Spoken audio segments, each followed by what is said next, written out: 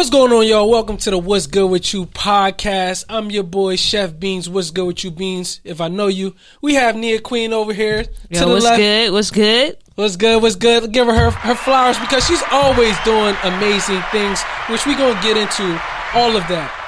But we have a very special guest.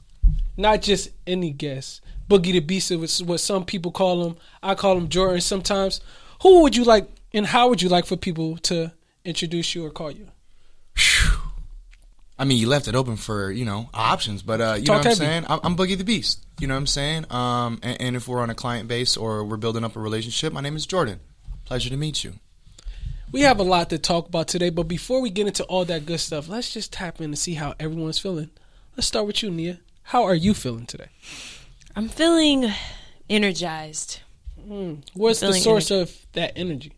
I think it has something to do with you, Beans. I think it has something to do with you. You know, you just have this energy that you bring into the room, and it's like, how could I not be happy with Chef Beans? Sheesh. You know what I'm saying? So, I mean, I'm feeling energized. I'm feeling great.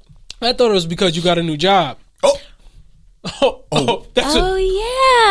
did get a new job. No, that definitely has something to do with it. You're hiring? I mean, I'm not the person in charge of hiring. Whenever you ask somebody if their job hiring, they always like, well, I mean, I can see what's up, but 90 days still. Yeah, I got a new job. It's going to allow me to do a lot of great things, so I'm excited about that.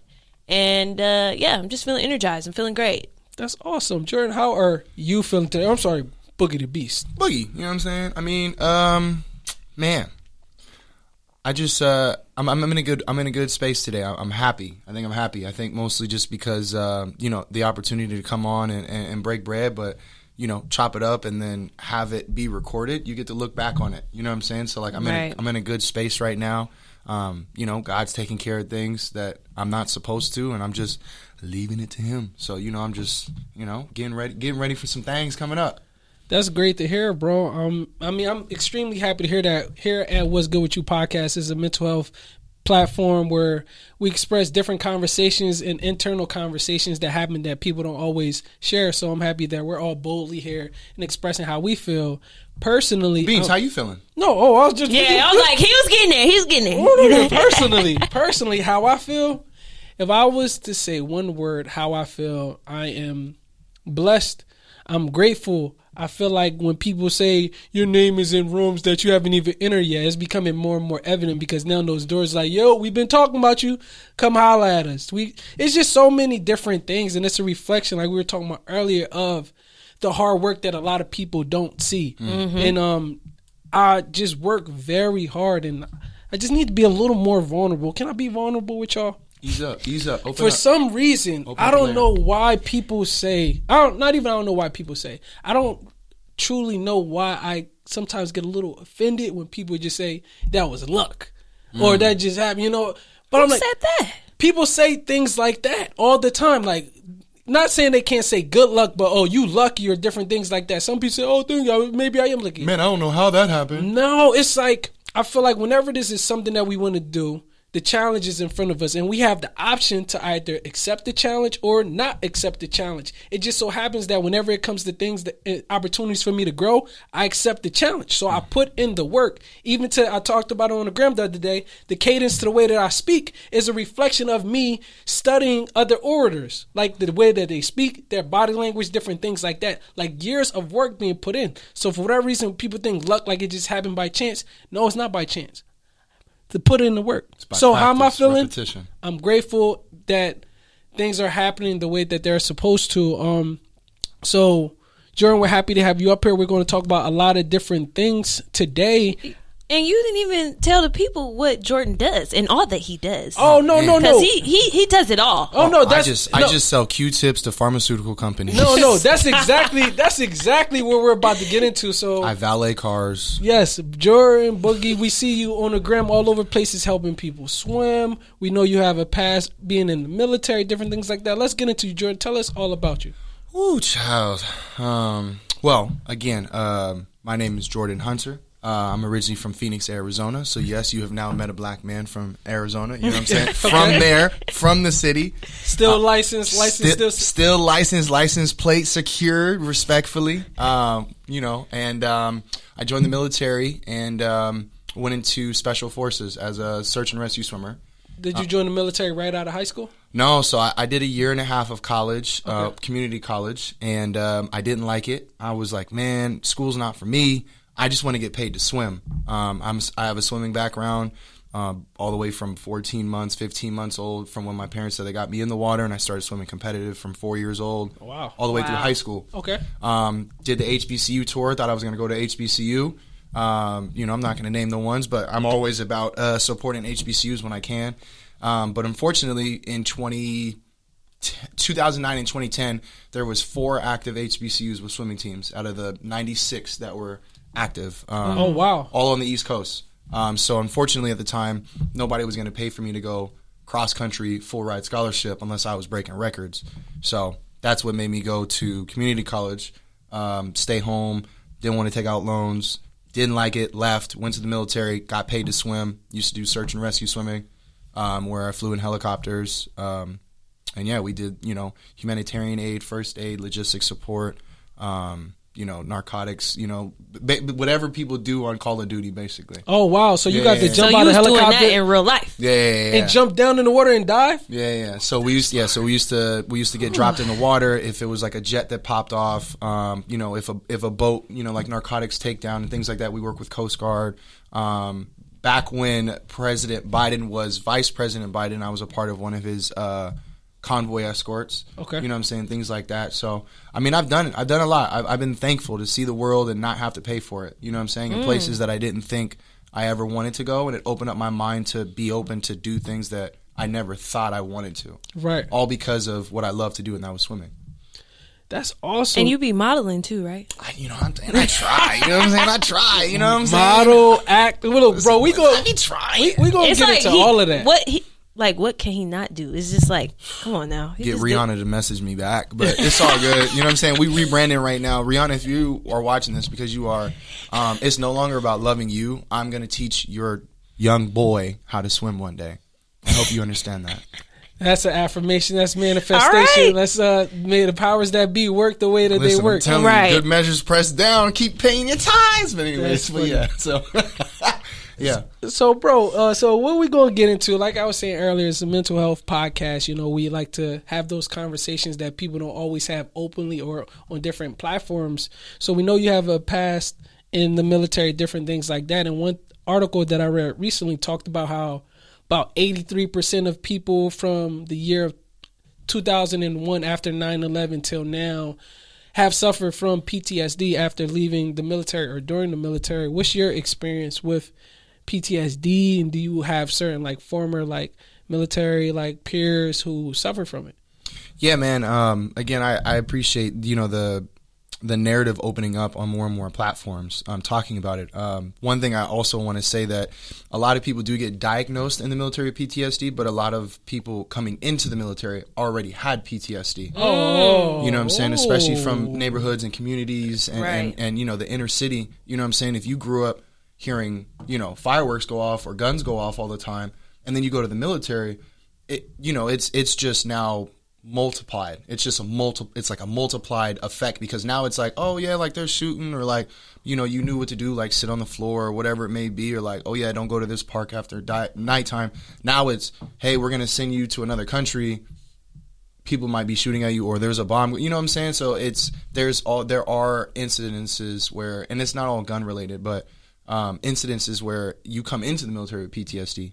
For myself, I would say that I had a very good upbringing in the sense of I wasn't around a lot of gang violence or gang activity until high school, and then we had a lot of Blacks First Mexican riots and stuff like that, unfortunately, in the inner city of Phoenix. But when I got to the military, my PTSD actually started up because I am diagnosed, but it started up because I had somebody die in my hands, and first time I ever had to do CPR.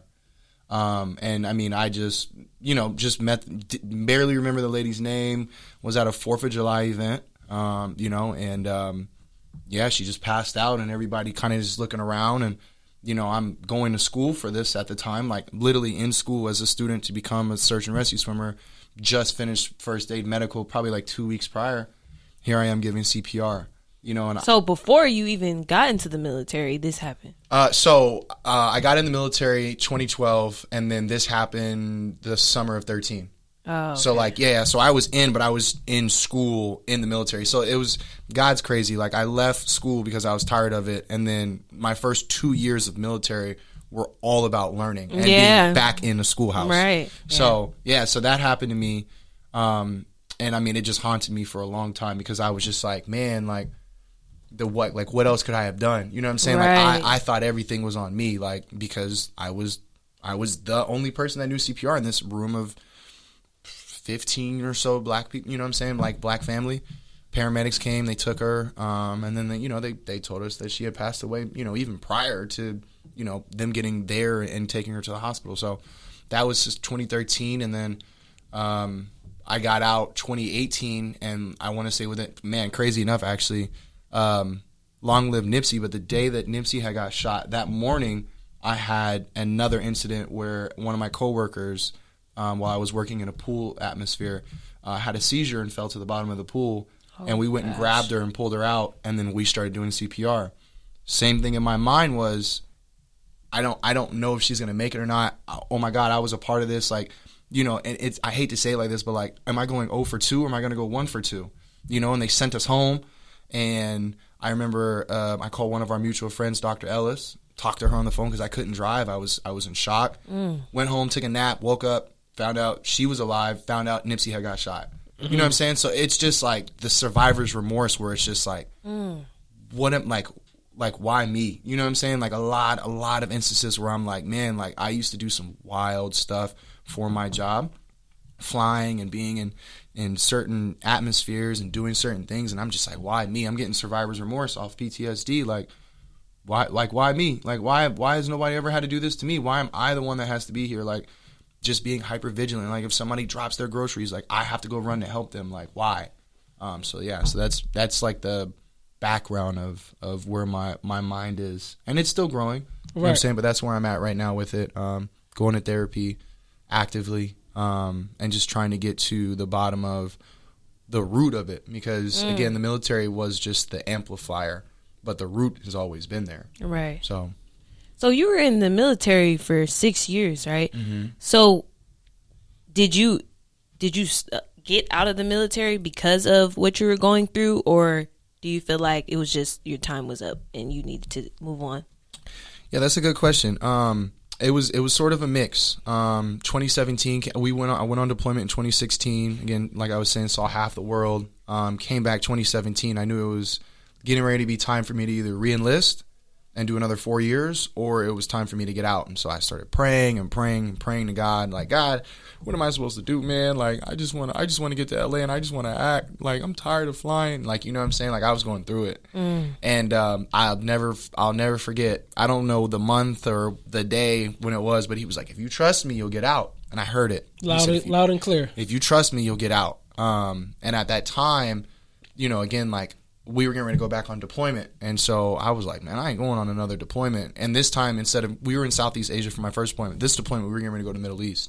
And I was like, nah, I'm not there. And especially in 2018, we will say the cabinet was a little different in the White House. And I just didn't want to raise my hand to commit an oath to somebody who I didn't support. So that was my reasoning. So again, getting ready to get out. 2018 January. I get out in September of 2018.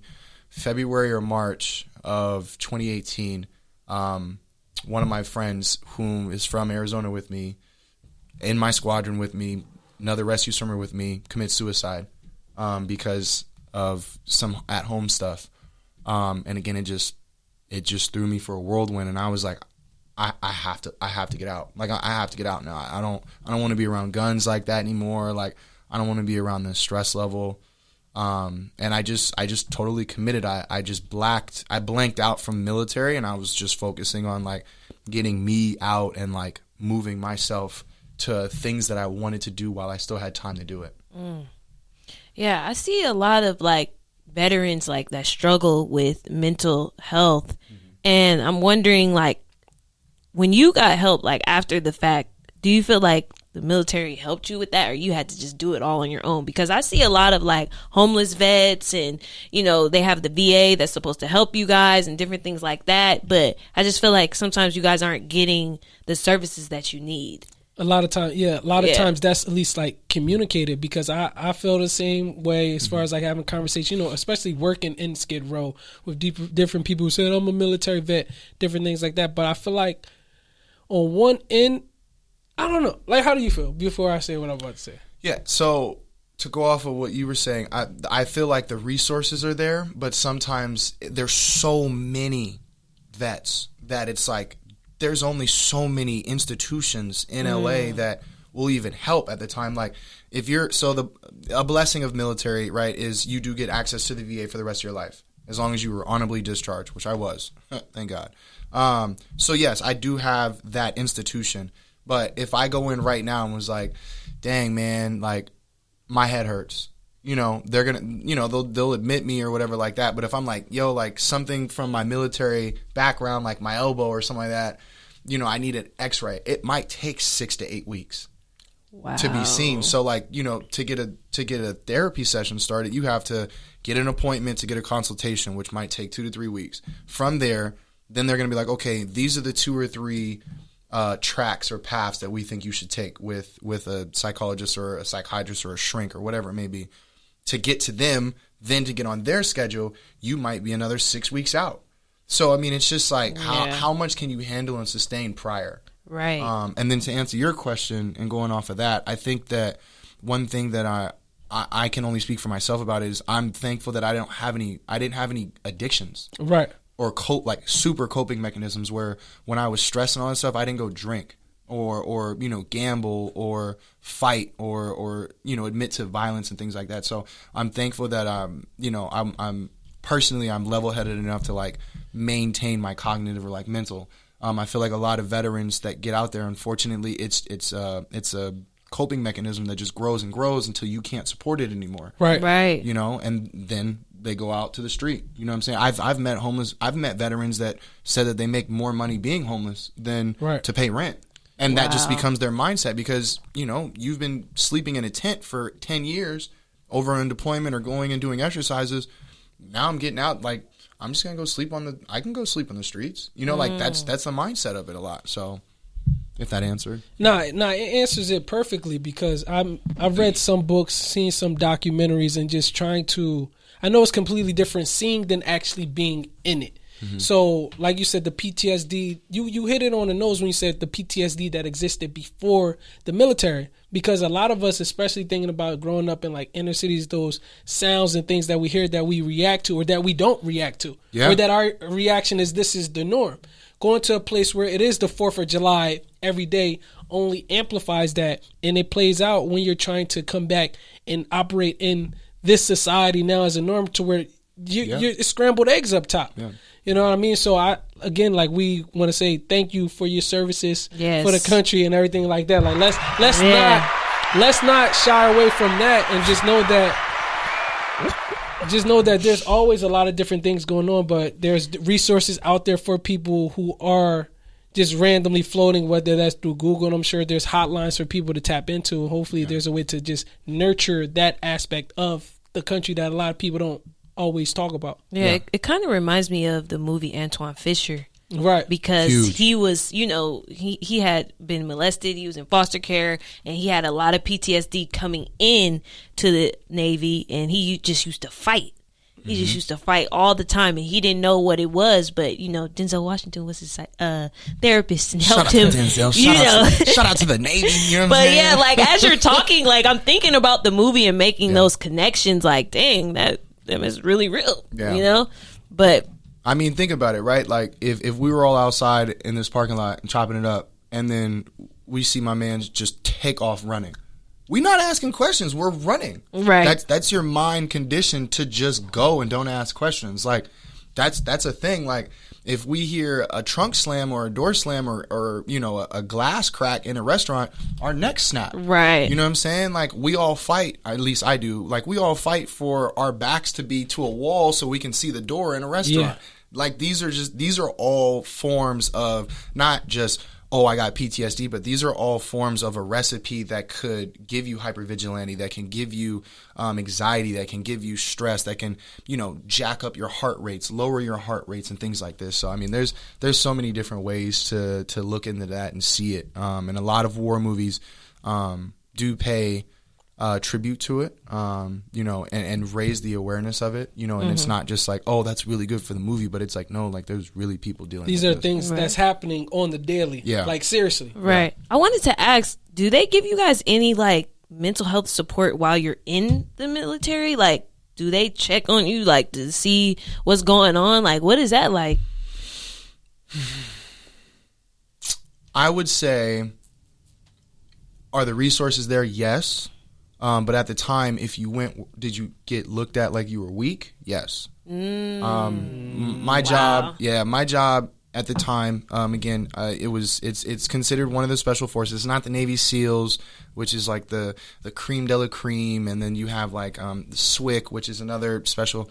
But ours is one of the 6, and so, you know, we have the secret clearance. We went through 2 years of training where, you know, we're learning everything from being a prisoner of war to, you know, how to well, you know, I ain't gonna give away. Yeah, I don't think you can tell us everything. But I don't want you to go. He just We don't want to get the episode taken down because we just gotta hit the boop. Right.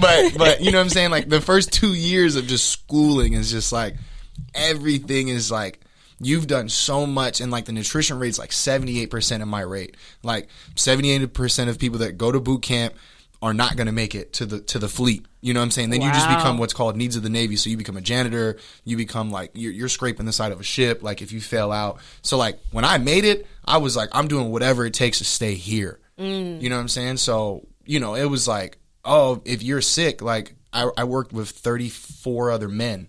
At any given time, I was the only black man also in my rate at my job. So like, there was so much pressure already to just to be succeed. there. You know what I'm saying? Right. I'm a black swimmer. You know what I'm saying? Right, Like, so you going to something like that, they definitely gonna probably look at you like you weak. Yeah. Right. Exactly. Like, yo, is something The wrong only with black him? dude. yeah, and especially, you know, like, again, like, it's no sensitivity. Like, the First Amendment flies in the military. Like, I got called everything except, you know, Christian. You know what I'm saying? Like, everything. You know what I'm saying? Wow. Like, I got the stereotypical questions, like, you know, how does your hair react when it gets wet? You know, I'm talking questions. You know what I'm saying? So if it was like, oh, I need to go to the sick call, it's like, why? Little, you know what I'm saying? Like, you know, like, you want to back out? Dang, You know? I didn't even think about that. Yeah. Dang. Yeah, But towards that's the messed end, up. it was just like, nah, man, I gotta start dealing about me. Like, Right. oh, you're hurting him, but like, you damn right. You know what I'm saying? I ain't flying today. What's up? Right, exactly. What you gonna do? So you get out of the military in 2018. Yeah. But you still have this passion for swimming. Mm-hmm. And so how does that translate? What did you turn that into? Man, so I try to go live at the bottom of the sea with Ariel and my SpongeBob people. and Squidward. No, I'm kidding. So 2018, I got out. Again, God was like, if you trust me, you'll get out. And I said, all right, bet. At the time, my passion was, I knew I wanted to work in the film industry. I wanted to act. That's what I love to do. I've always been a character. I love talking, so I appreciate this right here. You know, like, I just love it. Like, there's something about being a piece of art. But during that, I understood that coming to LA was about sustainability. Mm-hmm. So I was like, okay, like, you think actors are just going to act and just be working full time? I was like, no. And God was like, all right. I was like, well, I didn't finish school. Like, you know, I can't just do people's taxes. Like, I don't know. So God was like, yo, go back around the water. So that's what I was talking about earlier when I was working at a water institution. I was a swim instructor. That was my first introduction as a swim instructor out of business, 2018 and 2019. And within my first year of moving out here, I had booked a national television show that flew me. I got flued out. You know what I'm saying? Okay. First year. Talk heavy. First Talk year. heavy. Talk heavy. I got flown out to Florida to film a thing that I had, from my background in the military, talking about the Bermuda Triangle. Mm-hmm. Crazy enough, not crazy enough, but just God's work. I got out September 17, 2018. We filmed that summer of 19. They said, hey, producers, everybody loves it. Thumbs up. It premiered September 17, 2019. Nice. A year from the day I got out. Wow. I said, my bad, God. My bad. So I knew Do that, what you do. I knew that my passion was there. And now I was like, okay, I didn't know and start to realize my purpose. And that's what you were asking me, is swimming. 2020 comes. I'm still at the pool. I'm lifeguarding now. I'm teaching people to swim. But I was like, man, I want to do more. Like, I want to be in like the neighborhoods. Like, I want to go where people don't have access and don't have the money. So I started my own business. And right before I started my own business, the cooties hit. You know what I'm saying? Of March 2020. And so I was like, dang, well, I guess I'm not acting. But crazy again, God's work. I had parents calling me like, hey, we're safe. If you're safe, can you come teach our kids to swim since we're all at home? And I mean, I went from 3 clients of, I would say like May or June of 2020, went from like 3 clients probably to 35 or 40 clients. Wow. In COVID. And never caught it. You know what I'm saying? During that time. So I was like, dang, this is it. Like, this is my purpose. This is it. Like, this is it. And so I continued to grow in there, and everything around film is the blessing, right? It's the blessing of me being a blessing. Mm-hmm. Like, swimming and aquatic education is my platform. Like, that's where I stand. And every time I do something in film, or, you know what I'm saying, I get casted to do a play. You know what I'm saying? Wait, we gonna get to that. A sold out play. A sold out play. You know what I'm saying? But yeah, you know what I'm saying? Anytime I get to do something like that, I just feel like it was a flashlight, and then the light just gets bigger. Like, everything that I get to do, where they're like, oh man, what do you do? Like, it's just my flashlight. Like, I've been standing on aquatics. Like, this is where I'm at. Like, I tell people I'm coming for Aquaman. Like, I am Aquaman. Like, I'm gonna teach the world. I'm gonna teach us how to swim again. One family at a time, one kid at a time. It's too much. We make over 64% of the United States as African Americans that don't know how to swim. It's not a stereotype. It's an actual statistic. It's a fact. Yeah. So I'm just like, well, I can't see 64% become 10% maybe in my lifetime, but 64% could become 60%, 58%, 55%. You know what I'm saying? So. Yeah, so I started up my own business 2019, 2020-ish, teaching people to swim, and I've grown that from the pools to open water. I have a personal question because I cannot swim, and I'm just stuck. No, why are you laughing? I'm not laughing at you, but when you said that, I just heard like the choir of black people say, black people don't swim. Yeah. So I'm sorry. So take your time. I'm trying to figure out. Well, where do you think that fear comes from or stems from? That fear of the water, because I know, like, my mom was always like scared to get in the water. So like when I was growing up, I was just like, okay, I can't get in the water. I can't get my hair wet. So even when I took swim lessons like 2 years ago. Like, I tried to learn as an adult. I still felt like I still don't feel comfortable. You know what I'm saying? Like, I still get tense. Like, if I'm in the water too deep or something like that. So where do you think that comes from? And I'm gonna go after you because I have an idea. I have. Can I talk my talk? Can you give me some recipe real quick? Can I talk my talk? There you go. Okay, so to keep it long story short, when I'm teaching kids or I'm teaching adults, it's therapy.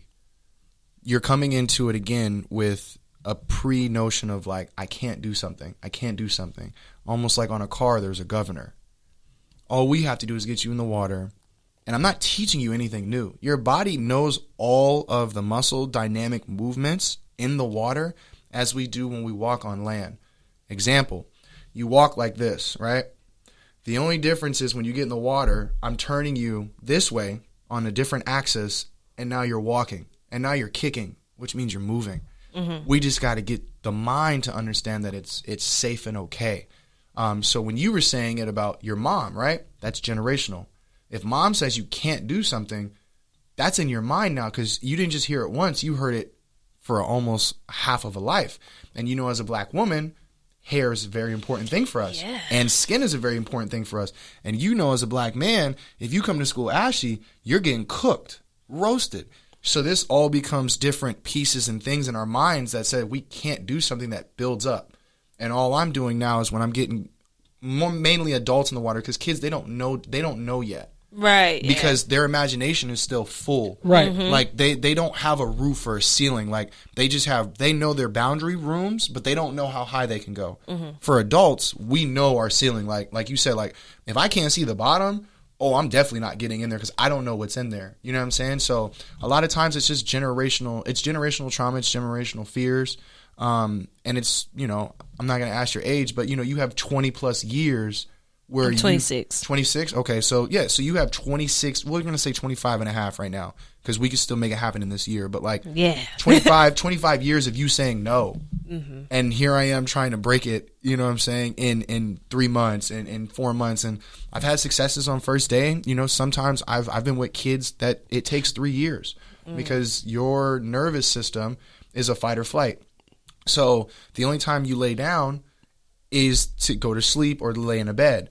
You know what I'm saying? Like if I get you in the water and now there's nothing holding you up, your body thinks you're falling, which then makes the fight or flight, or makes you tense up. Yeah. So all we're doing is, again, we're doing the therapy of we're relaxing the body, we're allowing you to become safe, we're allowing you to become secure, and we're just reprogramming the mind to take that governor out and reprogram it to say, I can do something like this. So, yeah, so I treat everything like water therapy because exposure gives you access. And opportunities allow you to grow from something. Right. So. Now, I mean, you basically said everything that I was going to say. That was my TED Talk. No, definitely. Because if you think about it, people see water and automatically get afraid. Or they repeat the things that they've been taught when they were younger. Black people don't swim. We don't do those different things, and they don't even go near the water. Most of the pictures we see at parties, at a lot of these all black parties, everybody in there, nobody's in the water. Nobody's in pool party for aesthetics. Right, pool party for the pictures. Goodness gracious. So what you're doing is very phenomenal, bro. I just want to give you your flowers because, again, it's generational fears and generational things that connect to other aspects of the life. If you're repeating something that you've only been taught when you were younger, we don't go in the water because of this, and that. That's also going to play out to the other things that were poured into you. We don't do these different things because, and you know what that is? Cook. Barriers. Cook When we talking about bodies, him, her, him. That's what it is. More barriers. On top of that, and you're gonna stay in that box that was taught to you. But what you're doing, you're helping people take the cap off of their imagination and knowing that the sky isn't the limit. You could honestly go as high as you want to go and thrive into whatever it is you're trying to be. It's a blessing, man. Water has been, I mean, I tell people, like, I'm a high school swim coach this year. This is my first year of teaching high school level. You know what I'm saying? Like, I had kids place, you know what I'm saying, and take the league, like our league championships and things like that. And I tell them, like swimming might not take you to college, but it's going to open your doors. Like, you get to go on vacation and not be scared to go jump in the ocean. And I get it. Like, ocean's a whole other beast, you know what I'm saying? But, like, you can even just think of, like, I'm going to go on a cruise ship. My mom won't let me teach her how to swim. My mom's like, nah, I'll never learn how to swim. I'm okay with that. But my mom loves cruise ships. But every time she gets on one, she thinks the Titanic's going to happen and she's going to drown. The Titanic in itself is a trauma. It's crazy, bro. Titanic is crazy. Every time I get on a cruise, every time I've been on a cruise, I've kind of been like... Flex. Been on a couple cruises, you know what I'm saying? If he dies, he dies, right? That's just the mental. But, like, you know what I'm saying? It's just so crazy that when you release that, like, I can go wakeboarding, I can go scuba diving, I'm gonna go snorkeling, I'm gonna go parasailing, surfing. I'm gonna go surfing, I'm gonna go to the beach. We don't even go to the beach because why go to the beach if I'm not gonna get in the water? Yeah. I don't want to go burn up. I don't want to get ashy. I don't want my feet in the sand. I'm gonna keep my socks on. It's a whole other story for a whole other day. I think that's no, but I hate that because, like, I go on a lot of vacations and, like, I can't get in the water. No. I can't get in the water. I choose not to get in. Says she can't get in the water. No. Such thing as can't. You're deciding not to get in. I'm deciding not to get in the water because of my fear and not being able to swim. So I want to break away from that so I can actually really enjoy when I go to Jamaica or when I go to Cancun. I could get in the water and jump in the ocean. Where else we going? Would you believe me if I told you your fear to the water is also connected to other fears that pop out in areas of your life? Come on. Yeah. And I know you being a therapist and different things like that is one of those where, like, the therapist also needs therapy. I think this, like you said, like water therapy, all things are connected. Not saying some people it's okay for you not to, if you don't enjoy the water, okay, cool. But just getting to the root of it is important as well so that you can even if you coexisting with the fear, just know where it comes from as opposed to why you're responding to the way that you are. Like in water, there's some people who I know, I was taught how to swim because I was pushed in the pool. I don't condone that, but that's a lot of people's experience. Yep. Or a lot, even if they didn't learn how to swim, the reason why they won't go in the water, because they were pushed in the water when they were freaking 4 years old or 5 years old. And again, guess what that is? PTSD. Yes, PTSD. It's a point of PTSD. If you get pushed in the water, you're not going to go near a pool. Right. If you're a mother or a father and you got pushed in the water, you don't want your kid to go around water because guess what? Well, I can't swim, so who's going to save him? Right. I hear that 90% of the time. And they're attaching it to drowning. They see water, they automatically think of drowning. They automatically think of death. Yep. And think about that. I haven't met a lot of people, but I know some people that won't buy a home that has a pool, which is more space and more, you know what I'm saying, like acreage and land. But they'll be like, no, we don't need a pool because we're not going to get in it. So then they go confinement. They go back to small. Wow. No, that's all. Yeah. No, I was just going to say, because I'm pretty sure we going to get into the acting, a lot of these other questions, fun questions that they have. But I guess when just thinking about water, I read it recently, or maybe I saw it on TV. We need water for so many different things, whether that's washing, drinking water, boiling some oodles or noodles. I don't know if everybody eat those. Precipitation, bro, rain, like Mother everything. Nature. Water is such an important 70%. But so many people are fearful of something that covers up so much percentage of the earth. Right. And think about that metaphorically. What parts of yourself are you afraid of? You can't be afraid to dive in. You can't be, bro. What you think is up? The bars is coming. The bars is here. Just how you're fearful of 70% of the earth, there's parts of yourself that you're fearful of, but you got to face them. You can't be afraid to dive in. It's that governor. It's a governor. Yeah, like you said, you can't be afraid to dive in. Like I said, I've had people who I taught how to swim, and then 2 weeks later, 2 months later, they're like, "Yo, I booked my first trip to an island." Wow. You know what I'm saying? Like, oh, I have a passport, and like, yeah, I've gone to Mexico, but like, I don't really go to the beach and all that stuff. But like, I went to an island, or like, I went on a boat. Just because they even have the safety mindset of at least I can get myself back to the boat now, or I can swim. Like, right. It's man. I think the reward in me teaching people to swim is, I always say it, like, I would love for my kids or my parents and all my families. I don't like to call them clients because I build relationships and not transactions. So I had to learn that, because if I treat people like clients, then I know there's an expiration date. If I treat people like family, then I know that, we don't all have to talk every day, but when they go on trips, they send me pictures of their kids swimming. Right. You know what I'm saying? And I'm like, oh, like that hits me the hardest. And I'm like, man, my little Jesus swimming out here. You know what I'm saying? Like, especially when they look like me. Whew. That's dope. The hue. Well, that's a great note to end on that with the swimming, but there's a lot of stuff that you do that I want to talk We're going to about. swim into other aspects of I sell Q-tips to pharmaceutical companies. Because, I saw this play called Transparency. I've heard of that. And one of the first faces that I saw was this young man talking about patterns. And I said, that's tough. Was this on HBO Max? There is in the process of it. Yeah. Okay. Yeah. And I was just like, man, is this his true story, or is this an actor? Because I was confused. I thought that was you. That's tough. That was my introduction to you.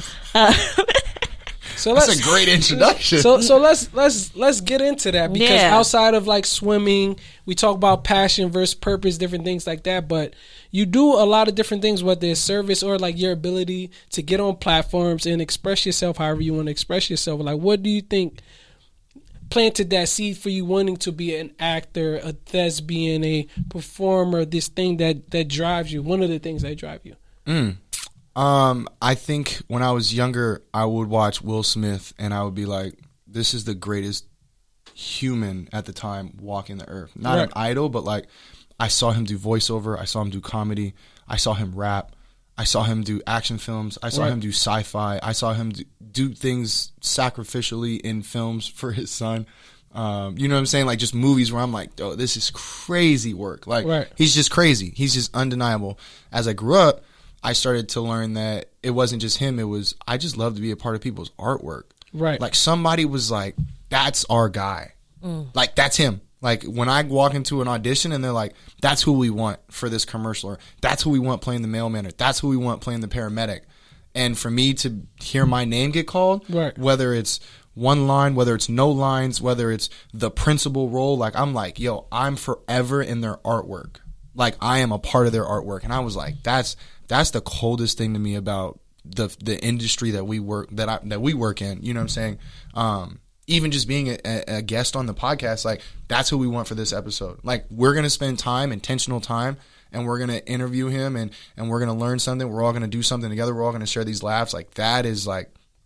That's the best part about this industry to me, is when you hear your name get called to be a part of something, and it's bigger than me. Like my name might be forgotten, and people, you know, I'm waiting for my villain story. You know what I'm saying? I always say that, like I'm waiting to be on some film where I'm a bad person, and they're not gonna remember Jordan Hunter. Right. They're literally gonna be like, "Oh my God, we hated you and so and so." Remember, you was a villain for the audition. For Transparency. Yeah. Actually, you know what I was. I'm glad we didn't do that one.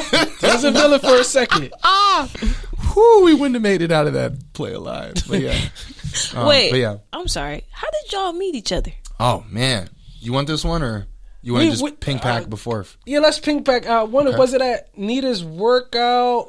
I think mainly during the pandemic at those hill workouts. Though I think that's when it probably went up because we're working out. What was that Windsor Hills? Windsor Hills in what, Ladera Heights, basically. Like yeah. You would come out there all the time and like just continue to listen to him, and we would talk to each other and continue to listen to him and talk to each other. But even before that, it was back when Comfort used to host the not therapy night but town hall nights. Oh yeah. I would go with Dr. Ellis. Yes. And I would pull up and just hear everybody kind of talk, and he was always talking. And I was like, man, this guy really is like really like commanding a room, but also just really dropping bars. And then I remember talking to him, and he was like, I'm a public speaker. And so I started not emulating, but I started listening to him because I was like, yo, like I can learn something. Like he'll hit a time limit. He'll hit a time, like I got 1 minute to talk. I'm finishing in 58 seconds. Like that's crazy to me. Yeah. Like, you know, and just from there, and working out in the run club. Kept building. And it definitely kept building from that. But I think like attract like, because I think what took it up a level, I always ask different people, yo, if you can help out, volunteer, different things like that. And Jordan has always been supportive, but part of the Be Intentional consumption brand, each order provides a meal for someone experiencing homelessness. So I had asked people, hey, can anybody volunteer? I'm handing out meals down the Skid Row, blah, blah, blah. And Jordan pulled up. You know what I'm saying? Like things like that speak volumes to me. Yeah. Of course, anybody can come to different things. Oh, that's dope, I'll come to that party. But it was like, yo, I'm volunteering in a place that people don't seem as, you know, like attractive or different things like that. Can you pull up, help me hand these out? And that's also a space of vulnerability. Like how people are fearful of water, people are fearful of what the country or the news deem as like undesirable. But to be out there and be like, okay, these are people just like us. We handing out meals. We're also giving out value. That's when I was like, you know what? I like this guy. He's a good guy. And then you went to star in his first play, Transparency, and killed it. The second edition of it, you know what I'm saying? This, the All-Star Weekend. Sold out 4 for 4, babe. No Wendy's, 4 for 4, right? What are we talking about?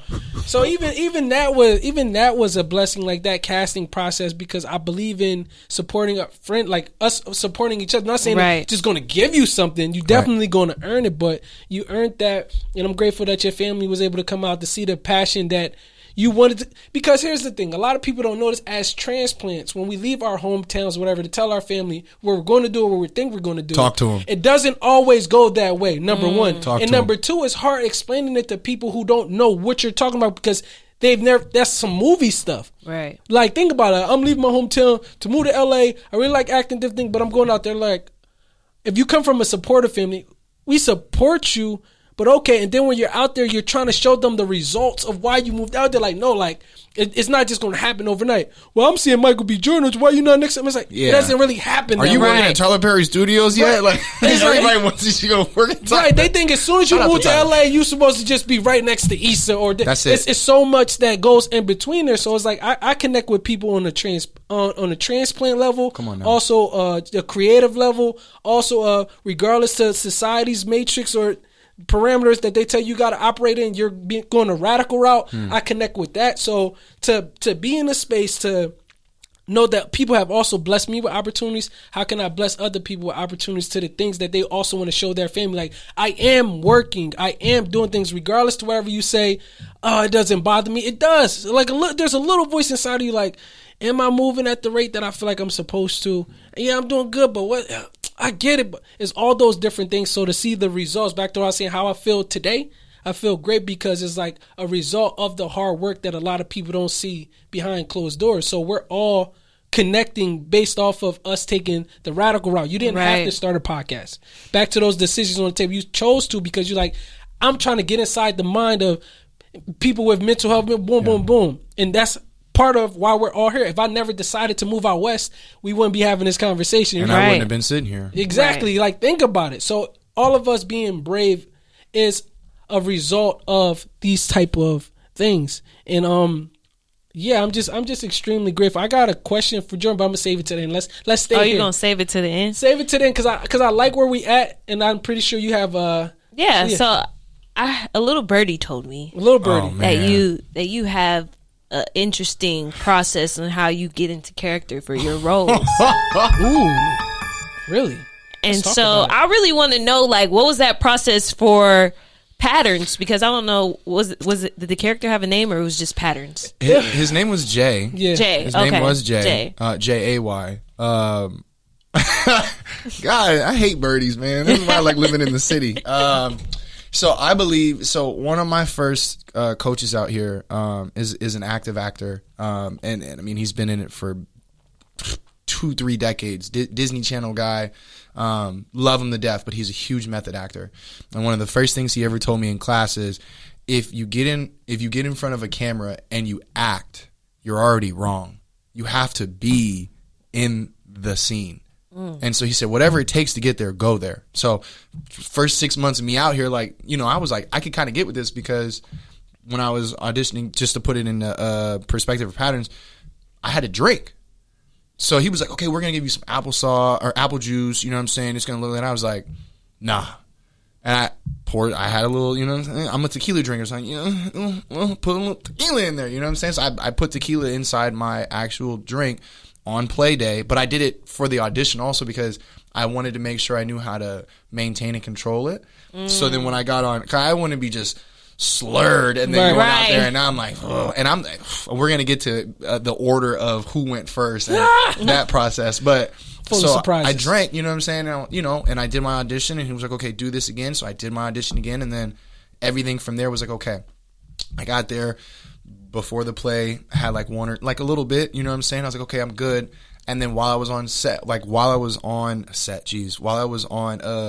stage, I drank. I like actively was drinking. You was actually drinking. Mm-hmm. See, So I almost knew it had was a too half good. I'm half like, wait bottle. a minute, that's not no apple juice. Had a half a bottle. So it was apple juice. It just had a little sauce. A little sauce in it. Yeah, a little sauce in there.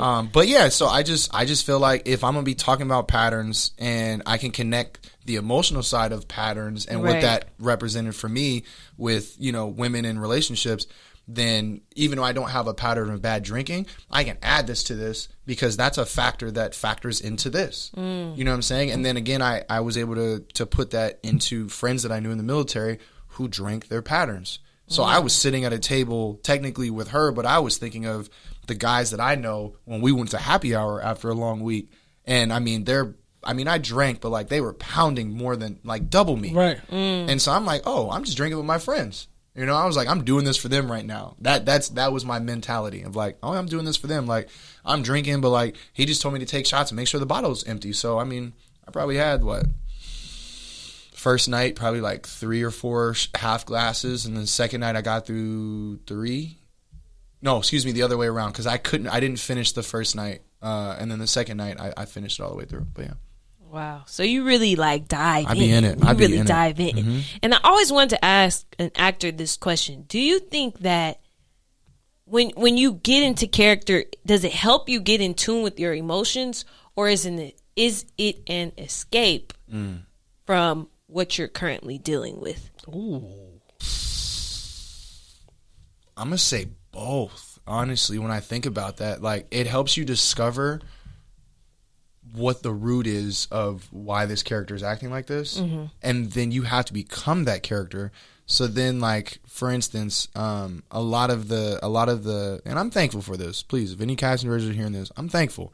I get auditioned or asked to audition a lot for the romance or like the heartbreaker, kind of like the suave or the handsome, whatever.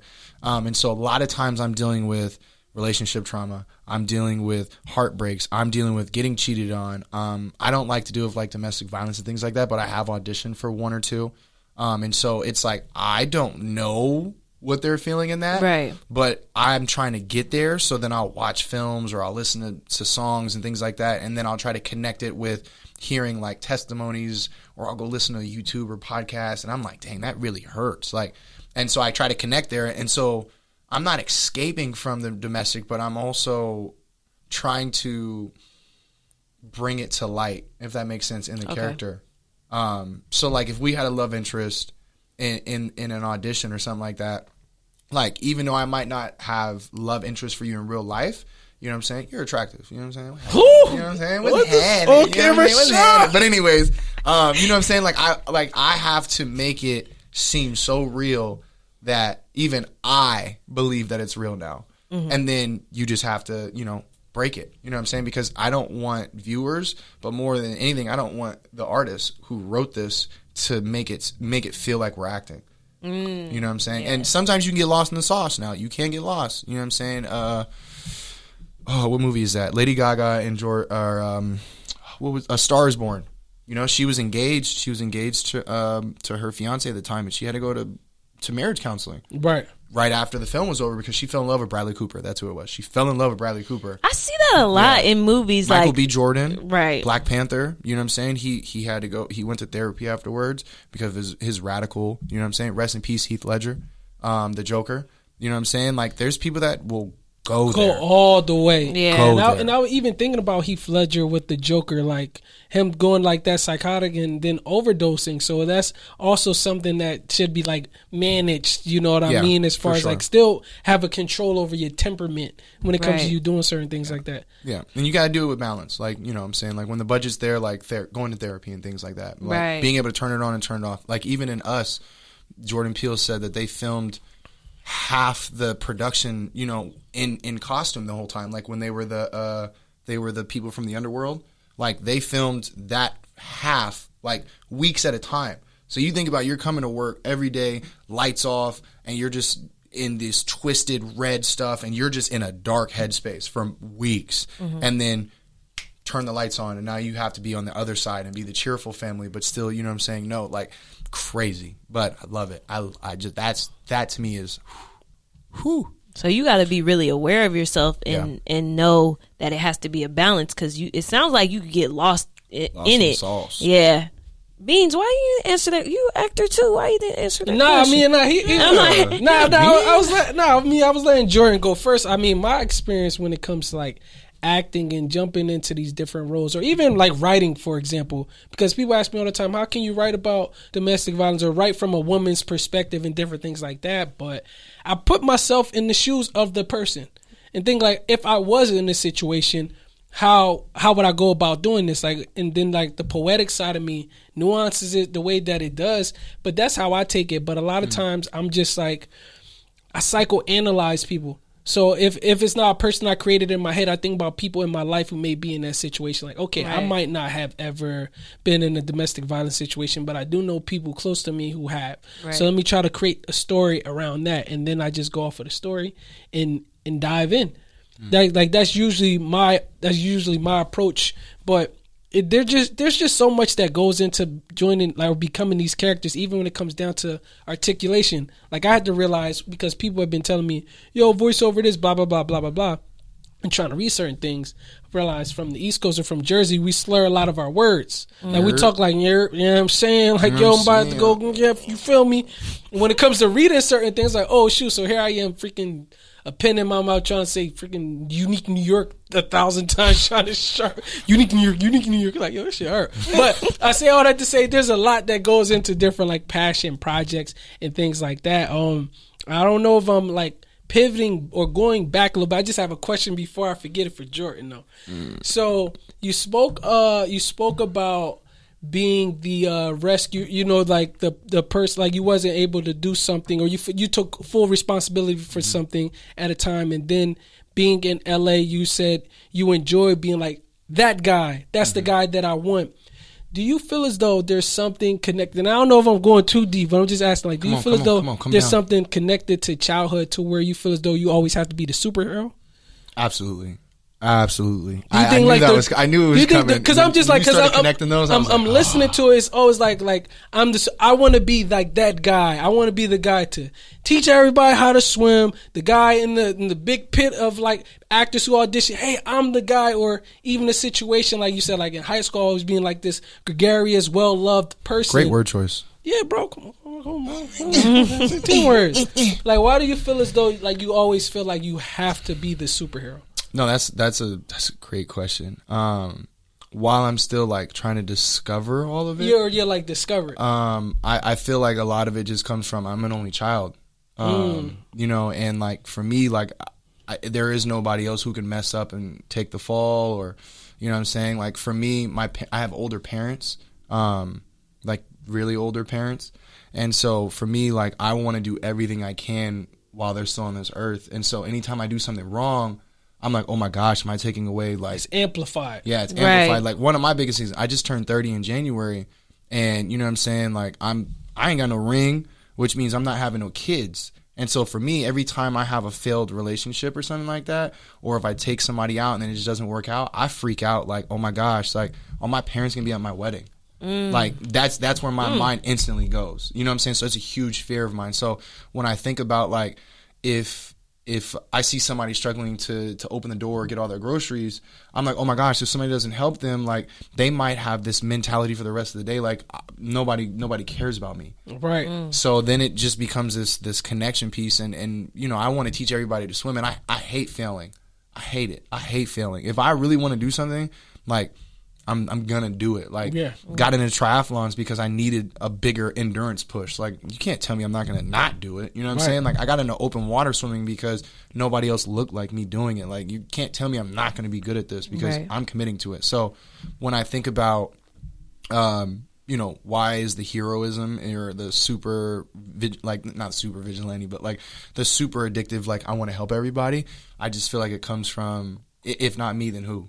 Right. Because my mind is, I'm an only child, so if not me, then who? So how do you deal with it when you're not able to get it? When you're not able to meet that goal, and when you're not able to save that person? How do you deal with that?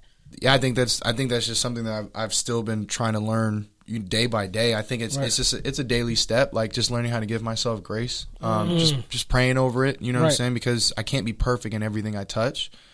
Even though my expectation is to be as close to perfect, which is a creative, you understand, as a writer, or even for your podcast, like if it doesn't come out perfect, like I kind of don't want to click the send button. I don't want to. I don't want to publish it. That happens all the time. I'm like, I don't like that. Everything, and then people are gonna be like, "Oh my god, that was great," but then you know behind the scenes what really went wrong. Right. And for me, I'm like, man, I don't even want to put it, because in my mind, like it's like when we compliment each other, and I don't know all the terms on stuff, but like people compliment your clothes and be like, yeah, you know what I'm saying? This was on sale. Like you already downplay it and diminish it. Right. You know what I'm saying? And I'm just like, damn, like that's how I feel as a creative. So again, it's like, if not me, then who? And so if I fail at something, like I'm like, no, I can't fail. I gotta set myself up to do things that like I can like put my head down and just commit. Or teaching somebody to swim, like I'll wake up at 6 a.m. If you really want to get in the water at 7 a.m., like I'm gonna wake up at 5:30. I'm gonna go do my own little workout, and then we're gonna get in the water, and then I'm gonna go take a nap, and then I'm gonna go see the next family, and then I'm gonna take a nap. Like I hate saying no. You know what I also like think it is, and I think it's like good karma Olympics, and I just came up with that term in my head. Okay. Of course you did. Good. Of course you did. No, like that's what I perceive it as, because listening to you and just like mirroring each other as like black men when we come up, and it's like all these different hurdles that we gotta face just on the outside, just as black people. But when I say good karma Olympics, it's like I need to open this door for this person because of good karma. And also, like, I want to show them, like, you know, there are good people in this world. Right. I know it comes back in return and all these different things, but even that can get exhausting. Exhausting. You know, like all these Burnout. expectations, we get burned out, especially decision fatigue as creatives. We got 1,000,001 thoughts on top of the entrepreneurial, or if we have like occupation, different things like that. So what I'm saying to you is I'm happy that you said the word grace. Recently I heard that we must fall in love with the journey because the journey is the destination. It's like those type of things that we got to find ways of just being proud of our now as opposed to where we're headed, where we're not at, different things like that, and just truly honoring that, because once we get to the place of acceptance, and all of these aren't my words, this is just how I've been internalizing life recently. Quote it up. Is just, like I said, just being proud of the present, being proud of everything that you've done. Not like I could have done better, or I only accomplished 7 out of the 12 things that was on my to-do list. So now I'm subconsciously calling myself a failure, or I didn't do enough. But it's like you did it exactly as much as you were supposed to. Right. And whatever you didn't get done that you feel as though you need to get done, move it to the next day. Even if it's not the next day. The next day you can take yourself on the beach. Be completely radical to this list that you told yourself you was going to get done that day. And then get it done the next day. But just like honoring the space and giving yourself that grace to be like, you know what?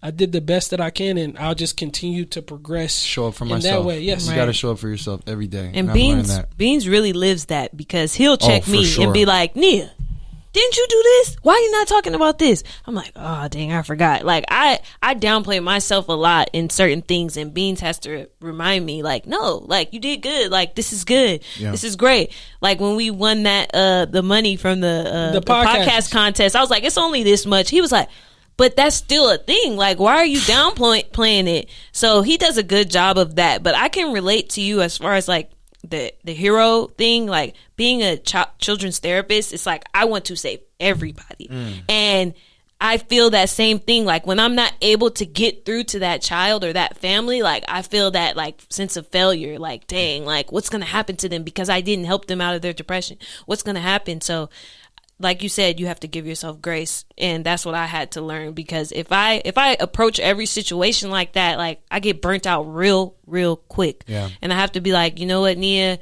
you're just, one stop on their long journey. Like they might go back to therapy when they get older and when they're ready, but you can't put that all on you to save them. And so, yeah, showing yourself grace, that's a great thing that you said. Yeah. No, absolutely, because like we beat ourselves up. I know All the time. earlier I be we were whooping my ass. we were talking about, just let's say like this, for example, which we was talking about. You wake up in the morning, you look in the mirror, you look at yourself, instantly you get flashback when you were in more shape or in shape in high school, and then you Trigger. start We was talking about that earlier today. And then you start thinking about everything you ate. Then you start thinking about the things you should do. Then you start thinking about different workouts. And automatically, and you haven't even brushed your teeth yet. Right. You just wake up in the morning, look in the mirror, and that's how a lot of us are starting our days. And that multiplies throughout the days and multiplies the different things in our actions. Now we're trying to think, should I go out? Should I not go out? If I go out, I might eat this. If I go out, then I'm in a grocery store. I want this organic, but organic is $10 more. And whatever, this is more easy. I know how to cook this. And them Hot Pockets on sale. We go through all these different things. Right. Hot Pockets are clutch. No, bro. I'm not knocking Hot Now you're talking about Hot Pockets after what we just talked about. I say all that to say, like, different practices that are healthy for us to all execute are like morning affirmations. Like the first thing you're doing in the morning, as opposed to just picking up your phone, looking on the gram or checking emails. Connect with God, connect with yourself, look in the mirror, put the right things in your body. Like certain morning routines or things like that can help the trajectory of your day. Yeah. But ultimately, it also starts with the relationship that you have with yourself. What kind of conversations are you having when you look yourself in the mirror? Healthy habits, Yeah. Well, on that note, man, we had a good talk today. We had a great talk. We had some serious in the beginning. We had some funny. We had a good balance. It got therapeutic. Right. It got therapeutic, and I'm just like, wow. But thank you, Jordan. Yes, thank you. Yes, of course. Thank you. Of course, man. You showed up and showed out. Why don't you tell the people anything that you have going on, anywhere that they can find you on the internet? Man, well, you can Google me. No, I'm kidding. No, I'm kidding. And his name is going to be right here. This is where you can find his gram. Yeah, Right. so the gram is at Boogie the Beast, BOOGIEDEBEAST. The website is www.sayitloudmedia.org. Because he also has a podcast. Yeah, yes I do. And that's also where you can find the landing site for swim instruction, setting up consultations, and let's just talk. Let's make the next step. That's all I ask. Just I make need the a next step. consultation. I need. Just make the next step. But yeah, you know what I'm saying? I think it's a beautiful space to come on and share mental health, especially in the month of May, which is mental health awareness. Yes. You know what I'm saying? And things like that. So I appreciate y'all putting me in the middle. You know what I'm saying? I thought I was sitting on the right, I saw that water. It's about you today. Yeah, but I think in order for it to be about me, I appreciate y'all showing up. That's what's most important.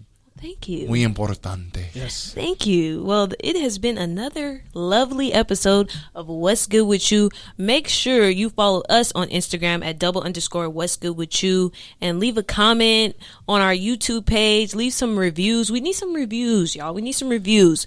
And yeah, that's it. We're done. Thank you. We'll see y'all next time. Peace. Pew, pew.